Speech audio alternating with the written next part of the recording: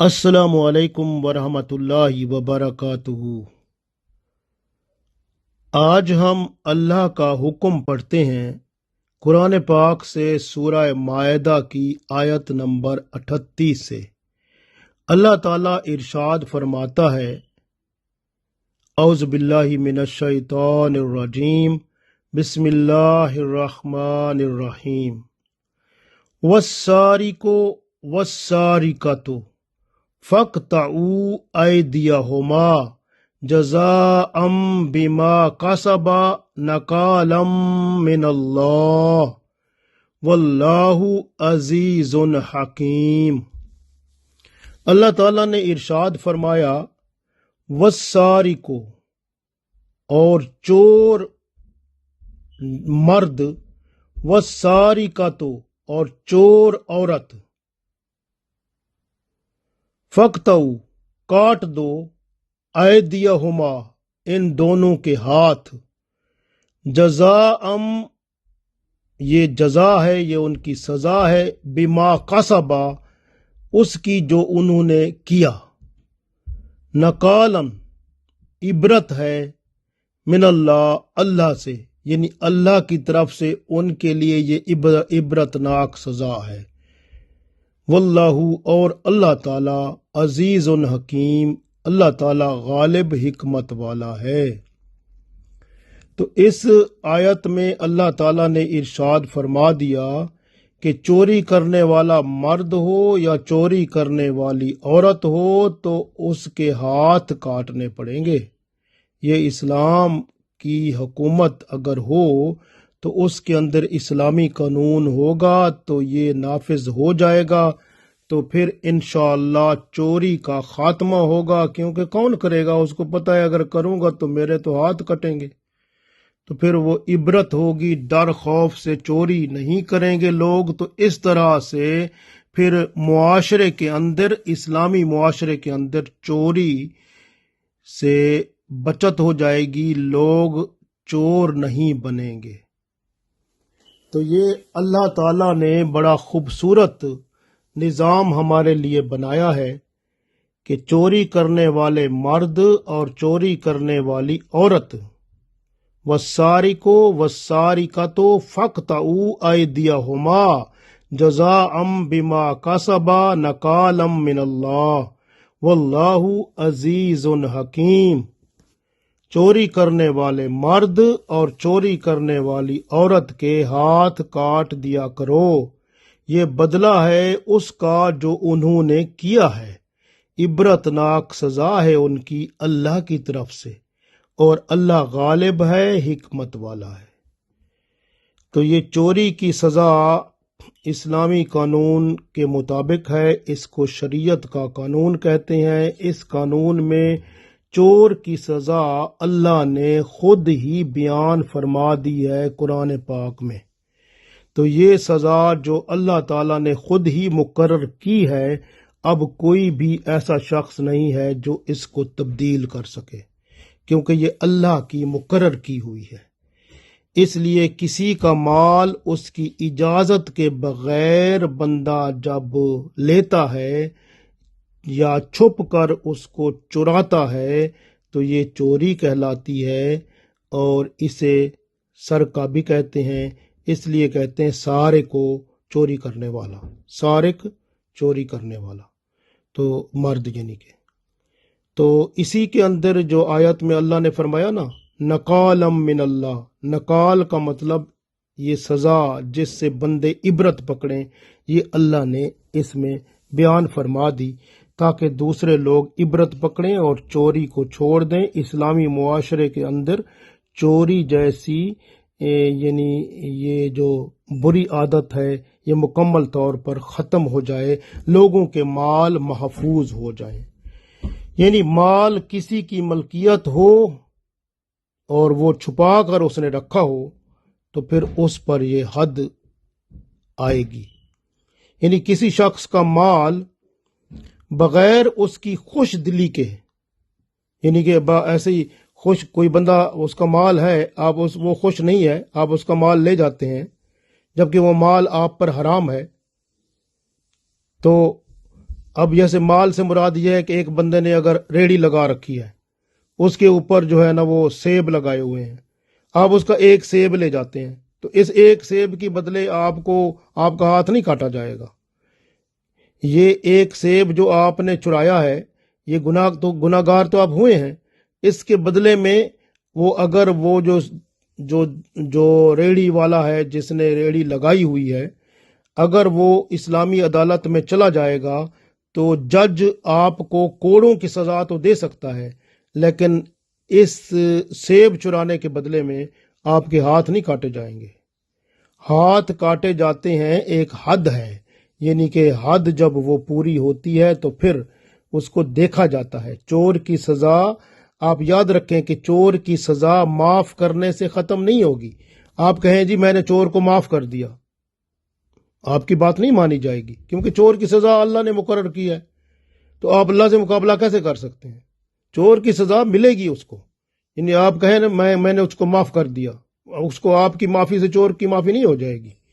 چور کو سزا ملے گی کیونکہ اللہ نے اس کی سزا مقرر کر دی ہے۔ اگر کوئی بندہ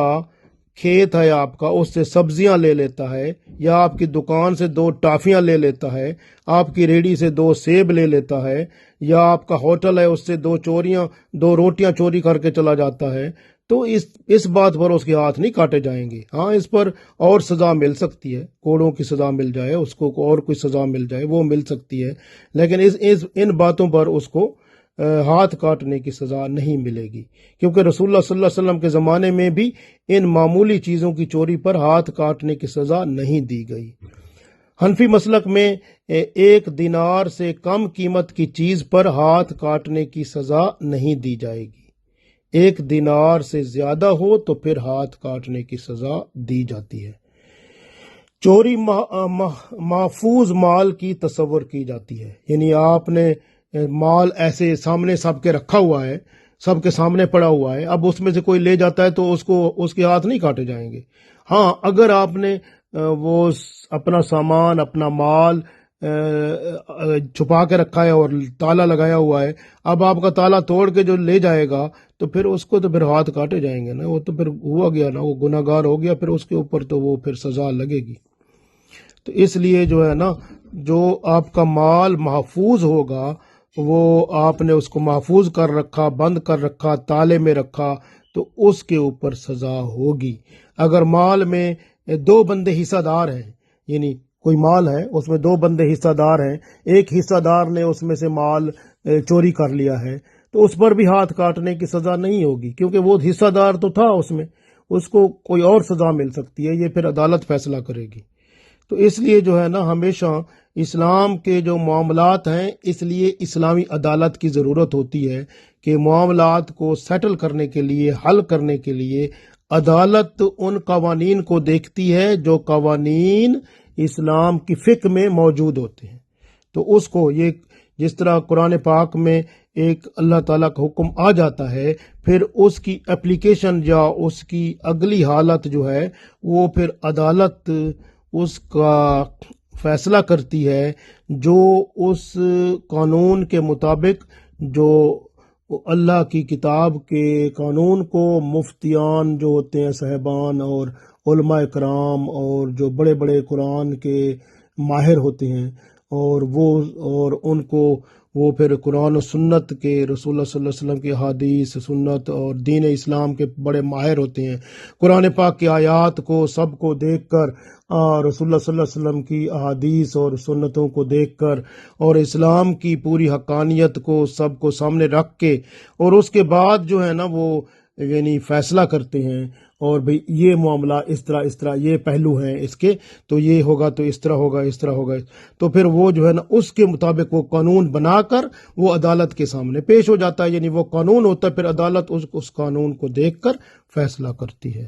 تو اس طرح سے جو ہے نا سلسلہ چلتا ہے۔ یہ اس لیے یاد رکھیں کہ جو ہے نا، اگر کوئی بندہ جس نے چوری کی ہے اور وہ اگر پاگل تھا، مجنوں تھا، تو پاگل مجنوں پر تو شریعت نافذ ہی نہیں ہوتی، اس کو سزا ہی نہیں ملے گی۔ اگر ایک بچہ جس نے چوری کیا نابالغ تھا، اور پھر اس پر بھی ہاتھ کاٹنے کی سزا نہیں ہوگی۔ اسی طرح اگر گھر میں بیوی بچے ہیں اور گھر کا ملازم ہے، انہوں نے چوری کر لی، تو اس پر بھی سزا ہاتھ کاٹنے کی نہیں ہوگی۔ اور کوئی سزا ہو سکتی ہے، کوڑوں کی سزا، کوئی اور سزا ہو سکتی ہے۔ اس لیے جو ہے نا، اور خاص طور پر اگر ملک کے اندر جو ہے نا وہ پھیل جاتا ہے، جیسے کوئی قحط ہو جاتا ہے اور کھانے پینے کی چیزیں نہیں ملتی، اور اگر کوئی بندہ چوری کر کے کھانا کھا لیتا ہے یا کچھ ایسی چیزیں لے لیتا ہے، اس وقت بھی ہاتھ کاٹنے کی سزا نہیں ہوگی، کیونکہ حضرت عمر رضی اللہ تعالیٰ عنہ نے جب مدینہ شریف میں قحط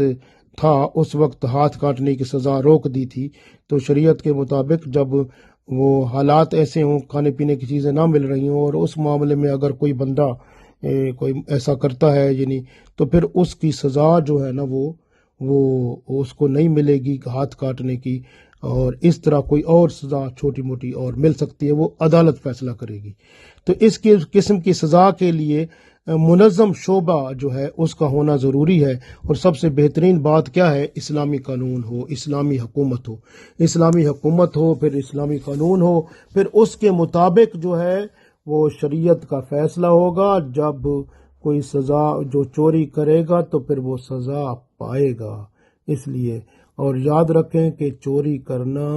گناہ ہے اور بہت بڑی سزا ہے، اللہ نے خود ہی اس کی سزا مقرر کر دی ہے، ہاتھ کاٹنا۔ اور اگر چھوٹی موٹی چوری ہوگی تو وہ بھی کوڑے مارے جاتے ہیں اور اس کی بھی سزا ہوتی ہے۔ تو اس لیے چوری کرنا، چاہے تھوڑی چوری ہو، بڑی چوری ہو، چوری تو چوری ہوتی ہے۔ اگر آپ کسی بندے کی مرضی کے بغیر اس کی چیز لے جاتے ہیں، وہ بھی چوری میں شمار ہوتی ہے۔ اس لیے کوئی چیز اگر آپ کو چاہیے ہوتی ہے، دوسرے کی مرضی ہو تو پھر لینی چاہیے۔ ایسے بھی نہیں ہے کہ آپ اس کی مرضی کے بغیر اٹھا کے چلے جائیں، جی میں لے کے جا رہا ہوں جی، تو وہ آپ کی وہ دل سے خوش نہیں ہے تو آپ کی وہ چوری میں لکھی جائے گی، تو وہ گناہ ہوگا۔ ہاتھ تو کاٹنے والی چوری تو نہیں ہے، لیکن یہ چوری تو ہے، اس کا گناہ لکھا جائے گا، قیامت والے دن آپ کو سزا ملے گی۔ تو اس لیے یاد رکھیں کہ آپ ہمیشہ اگر کوئی چیز کسی سے لیتے ہیں تو اس کی رضا سے لیں، وہ دل سے راضی ہو دے تو پھر لینی چاہیے، ورنہ جو ہے نا وہ چوری شمار ہوتی ہے، اور چوری جو ہے بہت بڑا گناہ ہے، اور اس سے معاشرے میں چیزیں اور اپنا جو مال ہوتا ہے محفوظ نہیں رہتا، اور اس طرح سے معاشرے میں گناہ پھیلتے ہیں، اللہ ناراض ہوتا ہے اور شریعت کی پاسداری نہیں ہوتی۔ اللہ تعالیٰ سے دعا ہے کہ اللہ تعالیٰ ہمیں شریعت کا علم عطا فرمائے اور اسلام کی حکومت عطا فرمائے، پھر اسلامی عدالتیں ہوں اور دین کا کام ہو اور شریعت کا بول بالا ہو، تاکہ ہماری زندگی پرسکون ہو جائے، دنیا اور آخرت میں ہم کامیاب و کامران ہو جائیں۔ اللہ تعالیٰ ہمیں توفیق دے، آمین۔